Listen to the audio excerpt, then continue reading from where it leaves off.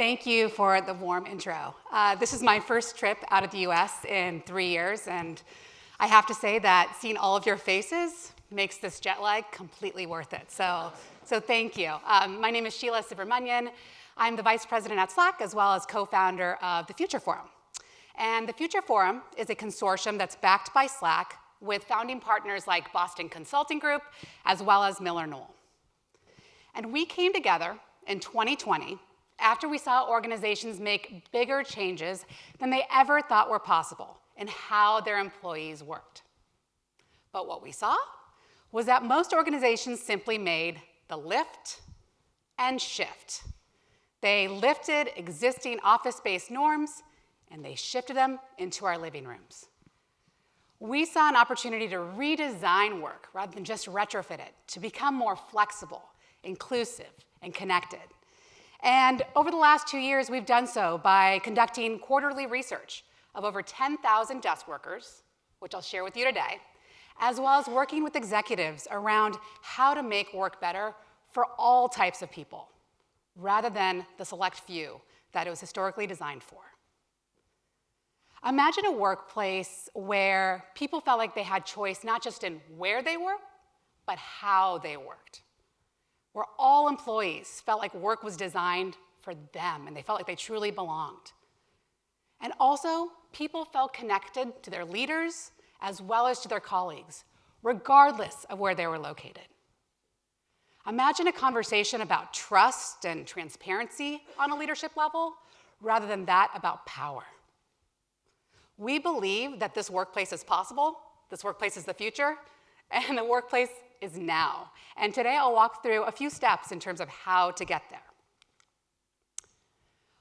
Over the last 2 years, we've seen a fundamental shift in how people view the role of work in their lives. We've talked about this a lot over the last few sessions.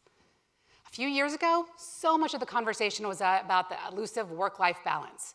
How does my life fit into my work? And now, fast forward, the conversation is increasingly about how does my work fit into my life? And we're seeing this in the trends, both the bad as well as the good. Take the She session. What we've seen from the data is that millions of women have left the workforce entirely or downshifted their careers over the last few years. It's now going to take 33 years at the current rates to achieve gender parity in the workplace. That's not great news. Or the YOLO economy, you only live once. We're also seeing desk workers leave their jobs and pursue opportunities that meet their passions and their interests. And then there's the great resignation. What we're seeing across our data is that 58% of individuals are open to looking for a new job in the next year. This is a global trend that's impacting all of our workplaces. So how did we get here? 2 years ago, in 2020, leaders were in crisis mode, understandably so. They were trying to figure out how to retrofit existing policies, technologies, their culture into this new normal. In parallel, employees were redesigning their lives, their priorities, their time. And they weren't necessarily seeing that reflected in how they worked. Think about it like building a house. You could put a bucket under the leaks or patch up the cracks, but that's only going to last for so long. The best long-term solution for both leaders as well as employees is to redesign how we work from the ground up. And in this era of economic uncertainty, it's critical that leaders meet their talent where they are in order to continue to retain and engage them. So I oftentimes get the question of, okay, I'm bought in. I know that I need to change how my employees work, but where do I even start? How do I even get to this point where work is more flexible, inclusive, and connected?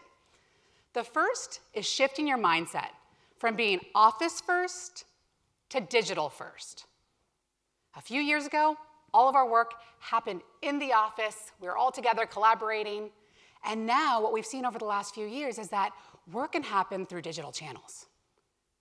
It's also critical that we shift from being C-suite or executive-centric to employee-centric. It's critical to move from, hey, I'm in power, so you do as I say, to, I need your feedback. Let's lead with transparency. Only by embracing this shift from office first to digital first, as well as executive-centric to employee-centric, can we really understand the possibilities that flexibility, inclusion, as well as connection can provide us. And so I'll start off with flexibility. So much of the conversation today is around hybrid. How many days are you requiring your employees to come into the office? But flexibility is more than just where you work. It's also about when you work. It's about how you work. And ultimately, it's about choice. It's about trusting your employees to do their jobs well as to live their lives. But what we've seen is that flexibility has become a core expectation for employees. Globally, it ranks second, number 2, behind compensation when it comes to determining job satisfaction. And what we're seeing as well in this era of the Great Resignation is that 70% of people who are not happy with their current levels of flexibility, they're looking for a new job in the next year. So sure, the majority of people want flexibility in where they work, but a whopping 94% of people want flexibility in when they work. And I oftentimes get the reaction of like, whoa, whoa, whoa. I need my team to come together synchronously. I need them to coordinate with each other. I can't have people working whenever they want. That's not what schedule flexibility looks like. 2/3 of those that we've surveyed say that they want flexibility with some structure. They want flexibility in a framework. So what does that mean? Flexibility in a framework could look like core team work hours, chunks of time in a given day where your team comes together synchronously to do one-on-ones, team meetings, to collaborate. For my team, that's 9 a.m. to 1 p.m., Monday through Thursday, and we dedicate Friday to focus days, and we try not to have meetings. And outside of these core team work hours, people are able to do their focused work when works best for them. So then your next question may be, well, how is this even possible? 9 to 1? No way. I'm in meetings from 8 a.m. to 8 p.m. every single day. Well, that's a bigger problem. It's a cultural issue that we're facing, and the research that dates back to over a decade ago shows that most meetings are a waste of time. And so what we propose and what we advise executives to think about is adopting the 4D model. If the meeting is to discuss, debate, decide, or develop your employee, keep the meeting. But if it's a stand-up or an around the horn, bring those conversations asynchronously into your digital tools. Our CEO, Stuart Butterfield at Slack, 6 months into the pandemic, he declared calendar bankruptcy as a signal to show that meetings needed to be re-evaluated within our organization. And so every 6 months, he cancels every recurring meeting on his calendar, and he builds back from there. And he encourages us to do the same. Those types of signals are really important as we think about meeting culture because they're burning people out. And as we think about meetings, there's also a way to adopt an asynchronous way of working and to look at the things that we're doing today and ask, why? As an example, the question I oftentimes get is, what about brainstorms? I need people back in the office, around that whiteboard, giving me their best ideas in order to drive creativity and innovation. But what we see from the data is that that whiteboard, that boardroom table, that's actually not spurring creativity and innovation. It's the diversity of voices around the room. And what most brainstorms show is that the loudest voices in the room win, but you're not getting your best ideas out of all your people. So instead of a brainstorm, consider a brain write, where people come together in a virtual whiteboard or even a Google Doc, and they collaborate asynchronously and they contribute their best ideas. And then a manager brings those ideas together and calls a meeting to discuss a plan forward. So these all seem like things that you can experiment and try with. But what we see, sadly, is that 2/3 of employees actually don't feel like they have schedule flexibility in their day-to-day. And they're nearly 3 times more likely than those who do to look for a new job in the next year. So when we talk about flexibility, we also talk about how it helps inclusion, especially among historically discriminated groups. What we've seen is that sense of belonging, as well as relationships with coworkers, have actually improved for many groups over the last 2 years. So great, flexibility is wonderful, right? The one challenge is that we're also seeing historically high levels of burnout. People are exhausted. And one of the contributing reasons for that is that nearly half of employees feel the need to show that they're working to their managers as well as to their colleagues. Think about that. So you feel like you need to work and show that you're working every single day. So this comes back to managers. And the sad reality is that most managers have not been trained to lead distributed teams. And it shows from the data. Middle managers are struggling. They're scoring lower than executives across all elements of the employee experience. And what's even worse is that their experience is trickling down to their teams. The lower you are in an organization, the worse your employee experience scores look like. Now, this is not my way of saying bring all of your junior member individuals, employees, and all your middle managers back into the office full time. No, no, no. It's in fact the opposite. What we see from the data is that there's a need to reskill managers, to shift them from the gatekeepers that they've trained to be to empathetic coaches that they need to be in this new environment. What we see in terms of the most successful executives who are navigating this new way of work is that those who are successful are not the ones who are implementing these top-down policies and mandates that assume that work is one size fits all. Instead, they're setting principles and guardrails in terms of what they'd like to see in their organization. So an example of a principle could be, we're going to take an experimental mindset, something that Helen and Sarah mentioned earlier. An experimental mindset where we're going to test out what's working and what's not, because every day is different. And our workplace a year from now is different from work today. An example of a guardrail could be, let's reevaluate the role of meetings and use the 4D framework. Or if one person dials in, everybody should dial in to create a more equitable and inclusive experience for all employees. But once they set those principles and guardrails, they get out of the way, and they empower their middle managers to figure out what works best for their specific teams. One thing I write a lot about is team-level agreements. These are documents that managers work together with their teams to develop that define core team work hours, or how do we want to discuss and debate specific topics, or even what are our expectations around communication so we don't feel like we're always on and responding to one another. And for my team, we do this on a quarterly basis, and it's a wonderful way of building psychological safety, hearing from people on what's working and what's not, and just collectively working to getting better. So we've talked about principles and guardrails, we've talked about team-level agreements. There's a bigger elephant in the room, and it's how middle managers are being measured as well as how employees are being measured.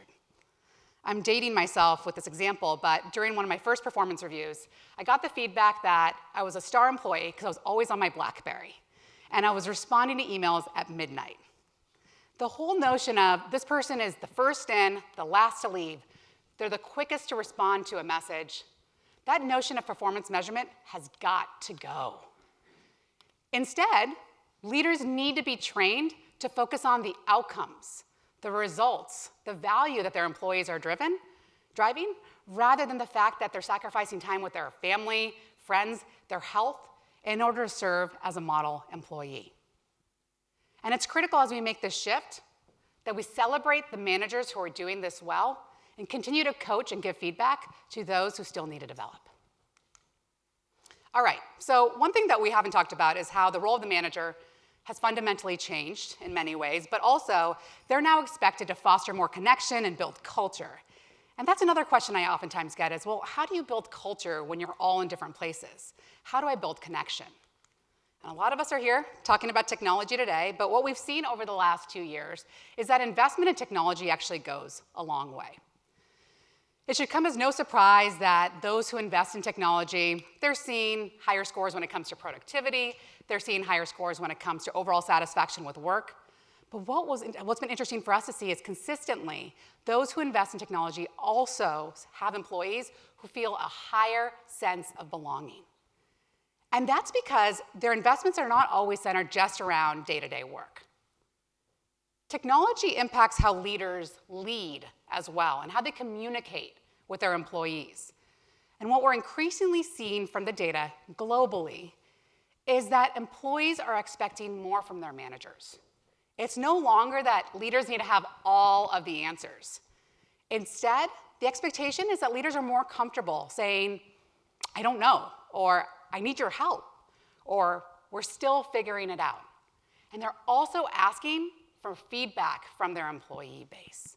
That's really important because what we see is that those who don't feel like their leaders are being transparent feel a lot less trust to their employer, and they're 4 times more likely to leave their organization compared to those who do trust their leadership, and they hold less trust in the future of their organization. So we've talked about digital tools, we've talked about transparency and why it matters. Let's talk about the role of the office. Going digital first, making the shift from office first to digital first does not mean that going office first to digital first does not mean that the office is dead. Instead, it means that the office has taken on a new meaning. 76% of those who want to come back into the office, either regularly or periodically, want to do so to celebrate wins, to connect with their colleagues, as well as build camaraderie. But if you build a culture that's focused on outcomes rather than activity, if you can communicate through digital tools transparently to build trust rather than in the office, people don't need to come into the office every single day to show that they're working. When I talk about leading Future Forum or writing a book, I oftentimes get the question of, why did you make the shift from being an operating leader to someone who's talking about how to change work? And as a child of immigrants, as a latchkey kid, I grew up never believing that I could pick my kids up from school and have a successful career. And early in my career, I didn't see a lot of people who looked like me, and I also saw such few leaders who were building their families and their careers in an authentic way. Over the past 2 years, I have felt a stronger sense of belonging both as a leader and as a mother, wife, daughter, auntie, and neighbor than I ever have before. And I truly believe that if we redesign work to become more flexible, inclusive, and connected, others will feel the same way as well. Thank you so much for having me.